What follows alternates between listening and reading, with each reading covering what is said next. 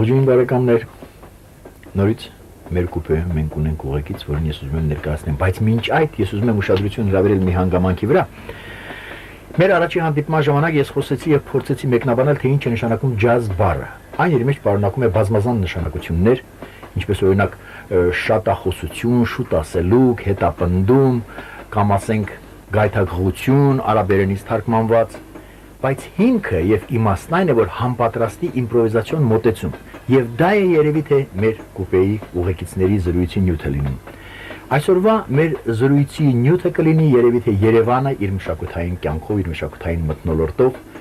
եւ ուղեկիցը կլինի մեր մի անձնավորություն, որը եւ երաժիշտ կատարող է, որը եւ մանկավարժ է, եւ կազմակերպիչ,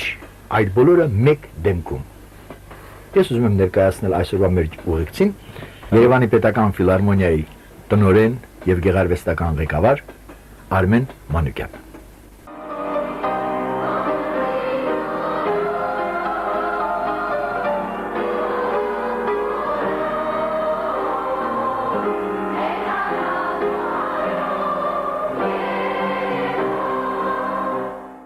Ողջունում եմ, թարգնեցին բարեկամս։ Եվ իրեն ժամանակ դիասին, որ նաև գոլեգա, մենք միասին սովորել ենք նույն ուսուցչի մոտ Գեորգի Վարդովիչ Սարաջովի սաներն ենք հանդիսանում երկուսս էլ։ Այսպեսի մի հարց։ Ուրեմն քանի որ իմ արմատները լոռուց են, այնտեղ մեզ մոտ ընդունված էր այսպես, հարցնում են. «Ումոնց ես»։ Ուրեմն որպեսզի եւ լուրջ եւ կեսկատակով պատասխանեմ, ասեմ ձեզ Դուք երևի գիտեք շատ հանրածանոթ մի պատմվածք, երբ մի ծերունու հարցնում են, թե քնելուց դու որտեղ ես դնում քո միրուքը։ Ինչ այլոց այդ հարցը ինձ էլ են տալի, դրա համար միրուքս կարճացրել եմ, որ այդ խնդրից հեռու։ Ուրեմն այդ հարց տվողը եղել է Ղազարոս Աղայանը։ Այո։ Իսկ ում տվել են հարցը, եղել է իմ մորս պապիկը, Էմինտեր Գրիգորյանը։ Այո։ Իրոք արմատապես երևանցի, բարերար, ուրեմն թաթերագետ, թաթերագիր եւ շատ այսպես ասած մի ճանաչված այդ տարիներին մարդ, տանը կար նրանց դաշնամուր, որի վրա ես սկսել եմ ինքս նվագել եւ իմ տատիկս ասում էր դու գիտես որ սրա վրա նվագել է եւ Կոմիտասը։ Εμես որ դա պապիկս, նրա ուրեմն զավակը իմ տատիկը, որը ավարտել է Պետերբուրգի կոնսերվատորիան եւ համարվում է Երևանի ուրեմն դաշնամուրային, այսպես ասած արվեստի մանկավարժական իմաստով հիմնադիրներից մեկը Սիլվա Խաչատրյանը, նրա աղջիկը իմ մայրը Սերինե Խաչատրյանը, որը 55 տարի անընդմեջ աշխատում էր մեկ երաժշտական դպրոցում, որի վրա սիրարված էր Սայաթ-Նովայան երաժշտական դպրոցը։ Եվ մեծագույն նվիրվածությամբ։ Այո, շնորհակալություն։ Իսկ ինչ վերաբերում է հայրական կողմը, ես պետք է ասեմ, հայրս եղել է գաղթական Ղարսից 1915 թվականի կոտորած, փախուստ մանկատուն, բայց հետո Երևան պոլիտեխնիկական ինստիտուտ եւ նա իր կյանքը ավարտեց լինելով վաստակավոր ճարտարապետ։ Չէ, նա կարգին մարդ է, այլ։ Եվ մի ժամանակ ես ավելացնեմ, որ Արմեն Մանուկյանը ոչ միայն կատարող, այսինքն աշխատանքի կատարողական է իր ցուցադրող անձնավորություն է, այլ նաև ստեղծագործող։ Նրա ստեղծագործություններից կարելի է նշել մանկական սիմֆոնիկ նվագախումբը, եթե չեմ սխալվում։ Ներողություն կարելի է։ Այո, ուրախ ենք։ Բարի ողջույն։ Բարև ձեզ Արմեն Փայլակիչ։ Բարև ձեզ։ Առանց թեյի որոշել եք ուղևորվել։ Ոչինչ։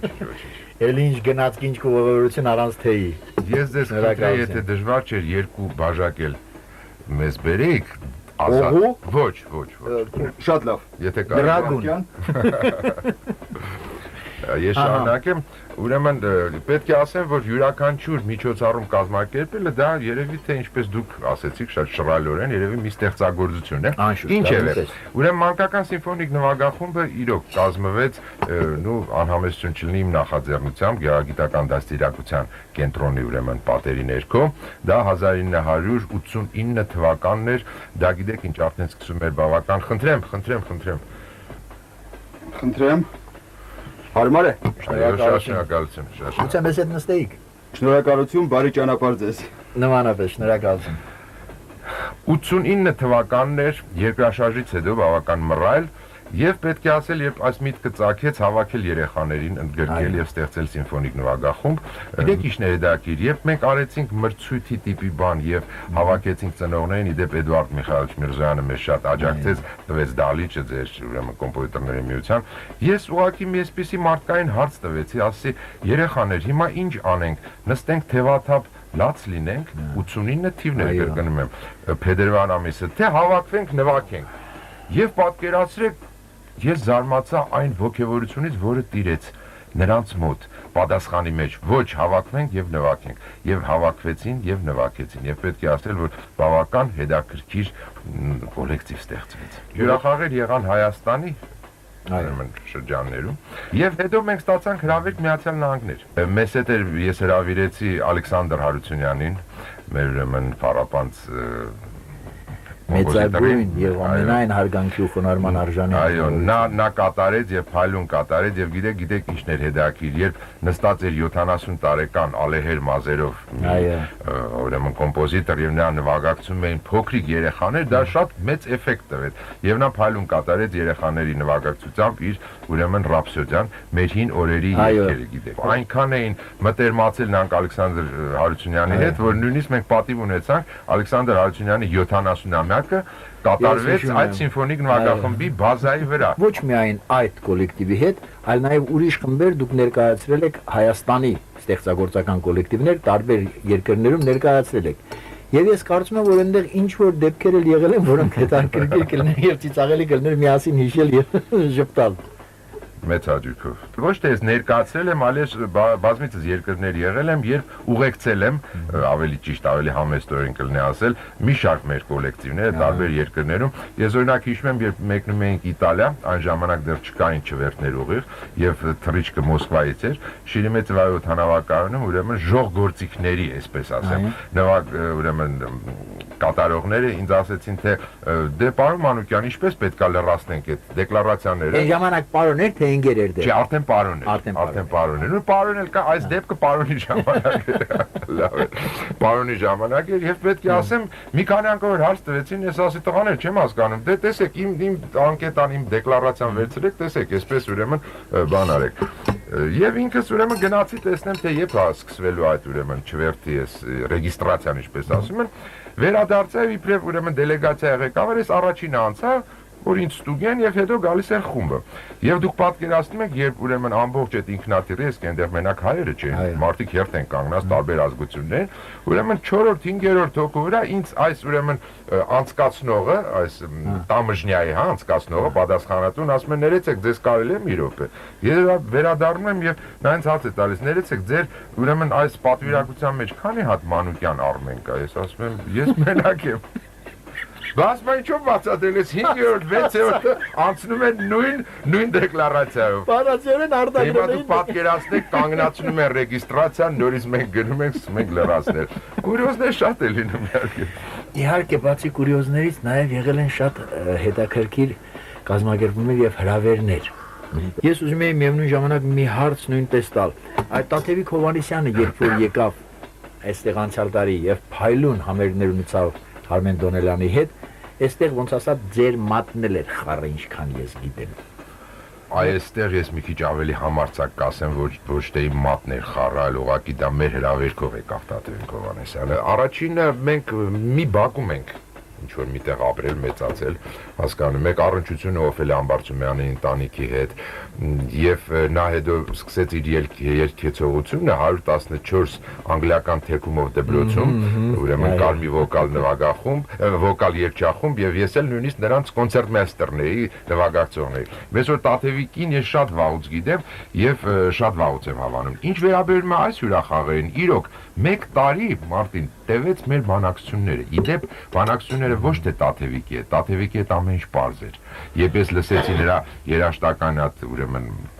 մատերիալը, որը նա ուղարկեց, ես ուղղակի ապշեցի այդ հայկական հասկանում եք, հիանալի արած։ 1 տարի գնում էր բանակցությունները, որտեվ տեսեք, Արմեն Դոնելյանը Նյու Յորքից է, Տաթևիկն էլ է, բայց այնտեղ կար բրազիլացի թմբկահարը, այնտեղ կա շվեդ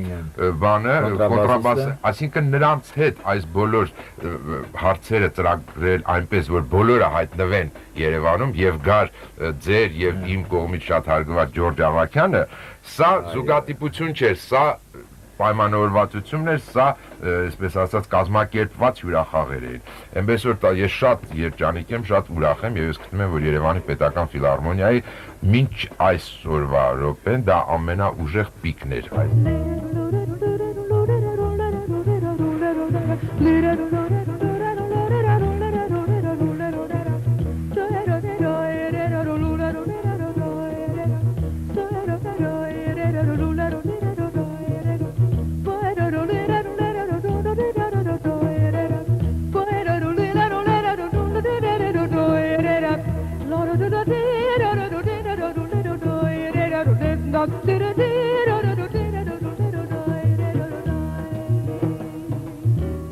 Դրանից հետո մենք այսպեսի մի քայլ էլ արեցինք, Մոսկվայից հրավիրեցինք շատ շնորհալի մի հատ դաշնակահար հայ։ Ամենայն դեպս մենք փորձում ենք բոլոր ժանրերին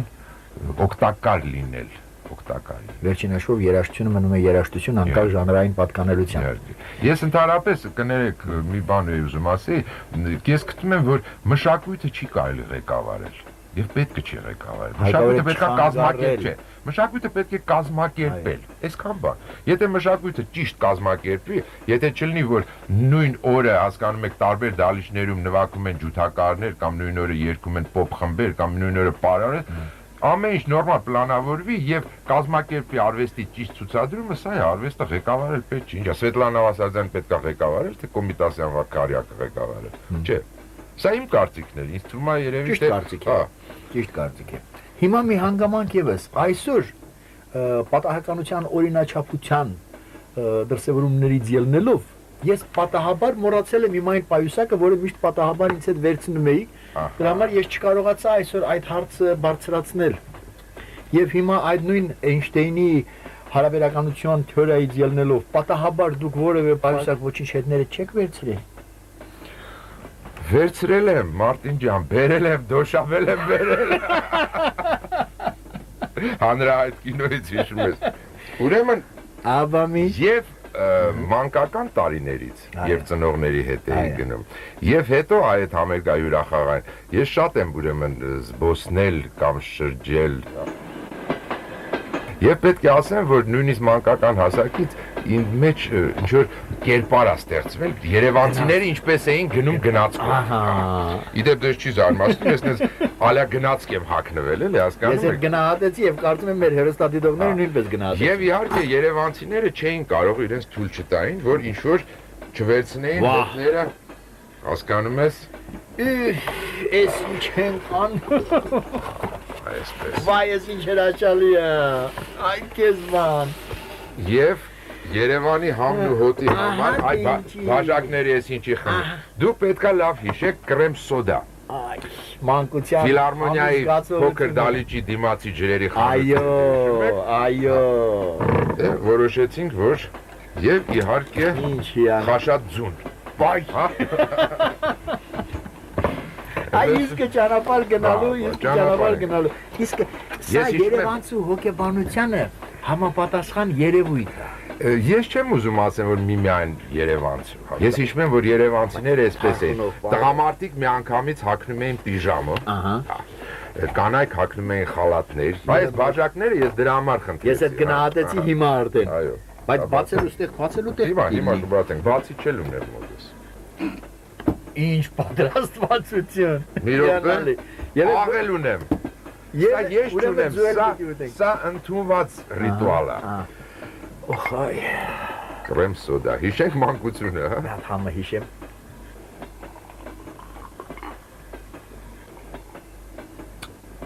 Այն ժամանակվա համը մի քիչ տարբերվում էր։ Այն համը ուրիշ համ էր։ Բայց սա էլ է լավը, շնորհակալություն իշխողության համար։ Շնորհակալություն, կրվացնենք։ Այո։ Ահա, դե շուրտուր։ Ահա։ Խոսք գնաց Երևանցու ճանապարհորդելու մասին։ Երևանյան ինչ որ մի հիանալի նախաձեռնություն էլ ես հիշում եմ, որ կազմակերպվեց Երևանի սիրուն աղջիկ։ Երևանի սիրուն աղջիկ, այո։ Այդ նախաձեռնությունն է, թե չեմ սխալվում, Արմեն Մանուկյանինն էր։ Եղել է շնորհակալություն, որ հիշում եք, ես ձեզ ասեմ, որ ես նույնիսկ հույս ունեի, որ այդ առաջարկությունը եւ այդ արդեն տեղի ունեցած միջոցառումը տեղ կգտնի եւ հետագայում, մանավանդ հաշվի առնելով, որ վերջերս մենք նշեցինք մեր քաղաքի Հոբելյանը, հերթական 2780 աննակը, սակայն ինչ-ինչ պատճառներով տեղի չունեցավ, ինչևէ, դա կինո Մոսկվայում էր ամառային